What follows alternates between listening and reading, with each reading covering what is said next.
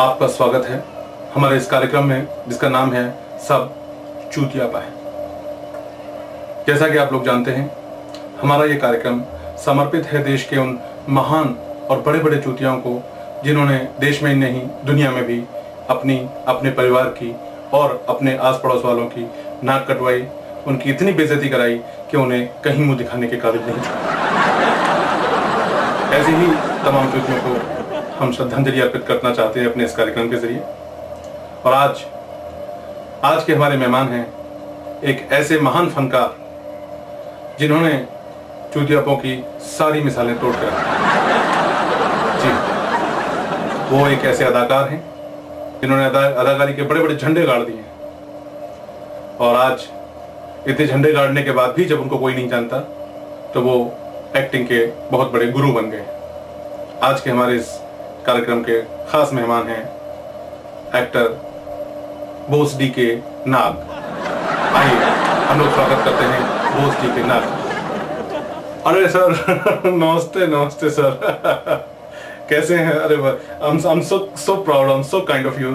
आपने मुझे याद किया इस चीज को अपने इस कार्यक्रम में शिरकत करने का मौका दिया। मैं आपका बहुत शुक्रगुजार हूँ, आपका बहुत ही मशकूर हूँ, बहुत ही ममनून हूँ कि आपने अपने इस कार्यक्रम में मुझे मौका दिया। सर हम ये पूछना चाहते हैं आपसे डी के नाग साहब, क्या है कि आप डी के नाग कहेंगे तो मुझे अच्छा नहीं लगेगा। मुझे पूरा नाम लेके जब तक नहीं बुलाया जाता, मैं हर काम में परफेक्शनिस्ट आदमी हूँ, मैं हर काम में परफेक्शन चाहता हूँ। इसलिए मैं ये नहीं चाहता कि आप मुझे मेरे नाम में भी कोई परफेक्शन में कोई कमी रह जाए। मेरा असली नाम है बोस डी के नाग, तो आप मुझे पूरा नाम लेके बुलाइए। अच्छा नाग साहब, बोस डी के नाग साहब, आपका स्वागत है हमारे इस कार्यक्रम में। नाग साहब हम ये पूछना चाह रहे हैं, बोस डी के हम ये पूछना चाह रहे हैं कि आप कैसे इस इंडस्ट्री में आए, कैसे आपने यहाँ पे आके अपने पैर जमाए और कैसे क्या क्या किया, आप हमारे दर्शकों की जानकारी के लिए बताइए। भाई देखिए, उसमें तो सब ऊपर वाले का काम है।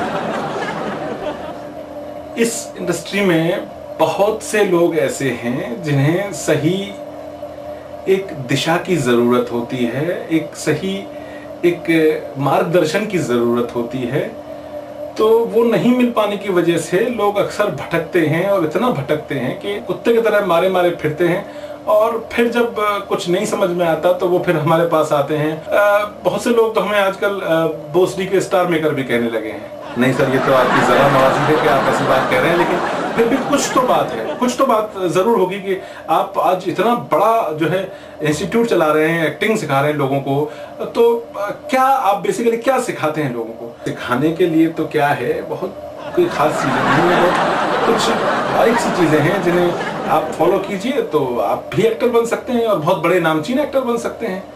इस इंडस्ट्री में कुछ डूज एंड डोंट्स हैं जिनको फॉलो करना चाहिए, उसके बिना आप एक्टर नहीं बन सकते। तो आप ये कहना चाहते हैं कि कुछ ऐसी चीजें हैं जिन्हें अगर हम फॉलो करें तो मैं भी एक्टर बन सकता हूँ।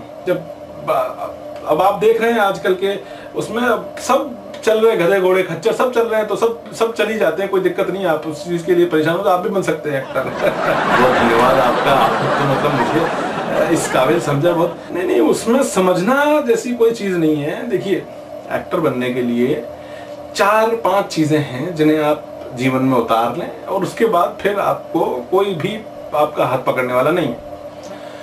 देखिए, एक्टर बनने के लिए सबसे पहले तो आपको शर्म नहीं आनी चाहिए।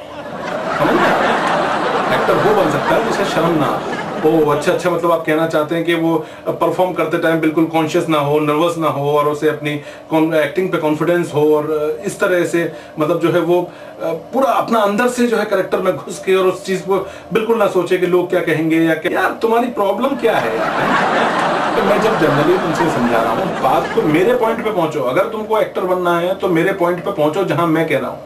मेरा कहने का मतलब है एक्टर को बेशर्म होना चाहिए, मतलब उसे कोई जो है ना शर्म लिहाज नाम की चीज तो होनी नहीं चाहिए। सब कपड़े लत्ते उतार के साइड में रख देने चाहिए पहली अच्छा, आप कहना चाहते हैं अंग प्रदर्शन की तरफ बात कर रहे हैं, मतलब वो कपड़े लत्ते उतार के और अश्लीलता का प्रदर्शन। यार तुम इसे अश्लीलता कहते हो भाई, लोग तो इसे ही पसंद करते हैं, आजकल पब्लिक ये चाहती है। आप देखो, आप देखते नहीं हो भाई जहां भी कोई भी फिल्म में कुछ भी किसी भी प्रकार का चूतियापा हो रहा हो और उससे अगर पूछा जाए तो ये सब चूतियापा तुमने क्यों किया, तो क्या कहेगा, भाई पब्लिक ये चाहती है। अब वो कहता है ऐसे जैसे पब्लिक से रोज मिलता है और पब्लिक से रोज पूछ के आता है भैया तुम्हें क्या चाहिए, और पब्लिक उनको बोलती है कि हमें नंगी नंगी लड़कियां दिखाओ, हमें नंगे नंगे आदमी दिखाओ, हमें डायलॉग के नाम पे, कॉमेडी के नाम पे फुहड़ता चूतियापंती दिखाओ। तो वो पब्लिक उनको बताती है और वो जाके ऐसा करते हैं, तो इसमें उनका कोई दोष नहीं। तो पहली चीज तो ये होगी कि एक्टर को शर्म हो। ओह अच्छा, अब मैं आपकी बात समझा। जी जी जी। अच्छा, इसके अलावा और ऐसी कौन सी चीजें हैं जिन्हें फॉलो करके एक्टर बना जा सकता है? भाई देखो, दूसरी चीज ये है यार, ये चश्मा भी जो है प्रॉपर लग नहीं रहा है, कोई बात नहीं, लेकिन आप लोग सब समझदार हैं, समझ ही रहे हैं क्या हो क्या रहा है ये सब, तो आपको सब समझ में आ रहा है। ऑडियंस आजकल जो है ऑडियंस बड़ी समझदार हो गई, ये सबसे बड़ी बात है कि आज की पब्लिक बहुत समझदार है, सब समझती है कि क्या चूतियापा हो रहा है। तो मैं ये कहना चाह रहा हूं कि दूसरा जो है एक्टर बनने के लिए सबसे जरूरी है वो उसे चमचागिरी करनी आती है। बिना चमचागिरी किए कोई एक्टर नहीं बन सकता। जी हाँ, आप देखिए, जैसे कुछ उदाहरण मैं आपको देता हूं कि मान लीजिए आप कोई फिल्म देख गए, ठीक है, आपको वो फिल्म बहुत ही घटिया लगी, उस डायरेक्टर ने 2 कौड़ी का काम किया, बहुत घटिया पिक्चर बनाई, सारी दुनिया में उसकी थू-थू हो रही है, लेकिन आप ध्यान रखिए, जब आप उस डायरेक्टर से मिलने जाएं तो सबसे पहले तो आप उसके पैर छूइए। सर सर कमाल कर दिया सर, आपकी फिल्म देख के आ रहा हूं सर, 3 बार देखी सर, मुझे समझ में नहीं आया सर, कुछ भी समझ में नहीं आया, लेकिन बाय गॉड सर फैंटास्टिक, मतलब सर क्लासिक है सर, क्लासिक है सर, मास्टरपीस है सर, मास्टरपीस। बातें कैसे कर रहे हैं, मतलब ऐसे कोई कैसे कर सकता है कि फिल्म आपको अच्छी ना लगी हो और आप फिर वही बात यार, जब मैं कह रहा हूँ तुमको ये रिटर्न करना है कि मैं जाऊँ यहाँ से, हाँ यार, जब मैं कह रहा हूँ बात ध्यान से सुनो ना, समझो बात को।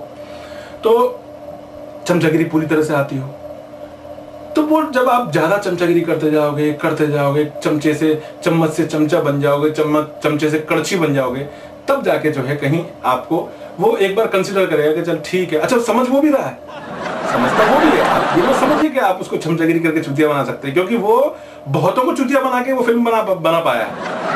आज की तारीख में आप क्या समझ रहे, फिल्म बनाना आसान काम है? ना भैया, क्या बात कर रहे हो, आज की तारीख में फिल्म बनाना सबसे मुश्किल काम है। तो आपको ये तो समझ में आ रहा है कि सामने वाले आप जब उसकी फिल्म की झूठी तारीफ कर रहे हो तो आप उसको चुतिया बना रहे हो, लेकिन उसे ये अच्छा भी लग रहा है, आपका ये चुतिया बने का एक्ट उसे अच्छा लग रहा है।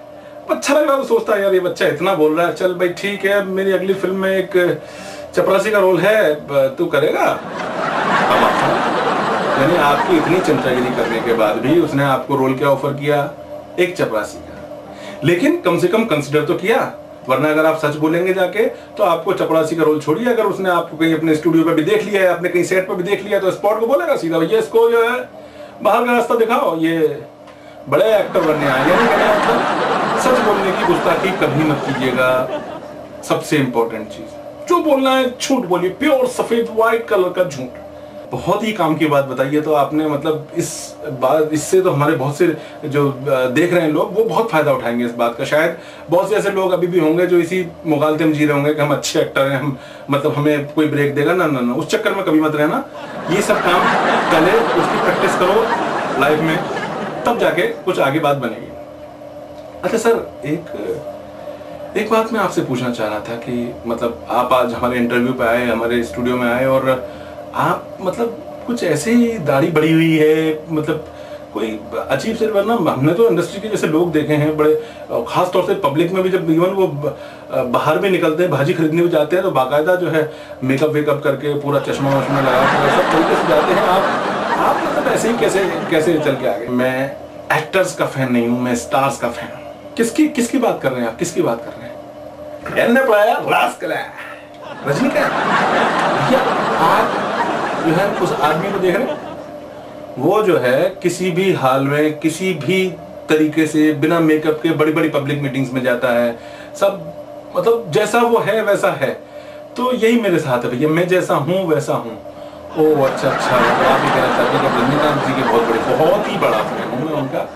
अच्छा, अभी ये फालतू बात छोड़ो यार, कौन किसका फैन है, फैन तो सब फैन, पंखे, कूलर, एसी सब साइड में रखे रह जाते हैं, वो उसका कोई लेना देना नहीं है। आप मुद्दे की बात कीजिए, आप इंटरव्यू ले रहे हैं तो आप ये पूछिए, ये सब ये पर्सनल चीजें हैं, ये कौन, आप ऐसे कैसे, मैं ऐसे ही रहता हूँ। अब तीसरा और सबसे इंपॉर्टेंट चीज है एक्टर बनने के लिए कि आपको एक्टिंग नहीं आती हो। इस चीज पे सबसे ज्यादा गौर करना जरूरी है। एक्टिंग नहीं आती हो, आपको बाकी सारे काम आते हो, तब आप एक्टर बन सकते हैं। अगर गलती से कहीं आपको एक्टिंग आती हो तो आप भूल जाइएगा कि आप एक्टर बन सकते हैं। अपना थिएटर कीजिए, नाटक कीजिए, ये सब फिल्म इंडस्ट्री में आने के बारे में भूल जाइए, बिल्कुल दिमाग से निकाल दीजिए कि ऐसा यहाँ पे आपका कुछ हो सकता है। अब आपने समझा तो मतलब जो है एक्टिंग, आप तो मतलब आप ये कहना चाहते हैं कि इतने सारे लोग जो ये सब जो एक्टिंग करते हैं, ये सब इनको एक्टिंग नहीं आती। आपको क्या लगता है कि मैं मतलब दुश्मनी मोल ले लूं लोगों से कह के कि एक्टिंग नहीं आती हो, हैं? मतलब आप मेरे मुंह से कहलवाना चाह रहे हैं? ये एक विचार फैला हुआ लोगों में, लोग ऐसा सोचते हैं। मैं ऐसा नहीं बिल्कुल सोचता, पागल हो क्या है? मैं तो भैया सब सोचता हूँ, समझता हूँ, तब जाके दो बोलता हूँ। आप मेरे से कुछ मतलब कहने की कोशिश मत कीजिए। हाँ, ये फालतू बातें मत कीजिए, मुझे ये सब बिल्कुल पसंद नहीं है। अच्छा, मतलब आप ये कहना चाह रहे कि जो है एक्टिंग जिनको नहीं आती वो एक्टर बनते हैं ना, यही कहना चाह रहे हो ना तुम? मतलब यार बड़े गड़बड़ाते फंसा रहे मेरे को। मैंने वैसा बिल्कुल नहीं कहा। तुम यार ये सब अपने इंटरव्यू में लाके मेरे से ऐसी सब बातें मत करवाओ यार। ये सब मैं ये सब तो कहने के लिए बोल रहा हूँ। वैसे नहीं, सब अच्छे एक्टर हैं, सब बढ़िया, सबको आती है यार। ये क्या तुम पागल जैसी बात कर रहे हो? क्या तुम पागल जैसी बात कर रहे हो? ये ऐसा ये सब गड़बड़ आदमी। डरिए मत, कोई आपसे कोई नाराज होने वाला नहीं है। सब समझते हैं बातों को, और सब आप जो बोल रहे हो बिल्कुल सही बोल रहे हो। आपको बिल्कुल सब बेफिक्र रहने की जरूरत है। आप बिल्कुल चिंता मत कीजिए सर, फंसवाओगे ना तुम क्या? ये सबको एक्टिंग आती है, सब बढ़िया काम करते हैं, ऐसा कुछ नहीं है। सब ये तो अपन तो ये इसके चक्कर में फंसवाएगा, ऐसे चुटिया पे करवाता है या बुला के।